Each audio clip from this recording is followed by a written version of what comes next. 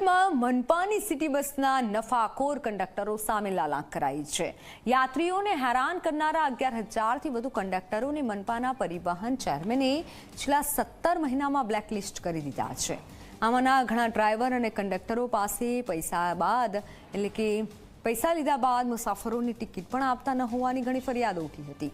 હાલના chairman Somnath Marathe conductor ડ્રાઈવરોની ભરતી પોલીસમાં મોટા ફેરફાર કર્યા છે। પોલિસીમાં ઘણો એવો ફેરફાર પણ કર્યો છે જેથી આવા ગુંડા તત્વો જેવા ડ્રાઈવર અને કંડક્ટરની ભરતી સિટી બસમાં ન થાય।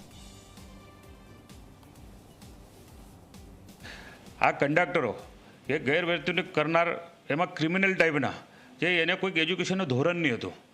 હાલ આપણે જે બીઆરટીએસનો નવો 1 માર્ચથી જે કોન્ટ્રાક્ટ આપવામાં આવ્યો છે એની અંદર આપણે 12મું ધોરણ એ ફરજિયાત કર્યું છે અને કદાચ કોઈપણ એજન્સી એવો કોઈ કસૂરદાર બનશે તો એની સામે આપણે ફાઇન પણ ઊભા કરીએ। હું હમણાં ચેકિંગમાં જાઉં છું તો એમાં એનો ધોરણ સાથે એને પુરાવા માંગે છે, એક પકડાય તો એને 50,000 રૂપિયા ફાઇન છે।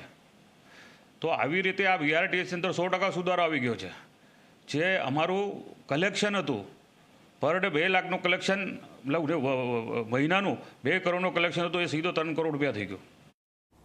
સુરતમાં મનીષ કુકરી ગેંગ સામે ગુસ્સી ટોક દાખલ કરવા માટે કોર્ટની પરવાનગી। રૂપિયાની લેતી દેતીમાં મનીષ કુકરી સામે ગુનો નોંધાયેલો હતો ત્યારે નામદાર કોર્ટે અરજી મંજૂર કરી સરથાણા પોલીસે આ ગેંગ સામે ગુસ્સી ટોક દાખલ કરી। મનીષ કુકરી અને તેના સાગરીતોને લાજપોર જેલમાં મોકલી દેવાયા હતા।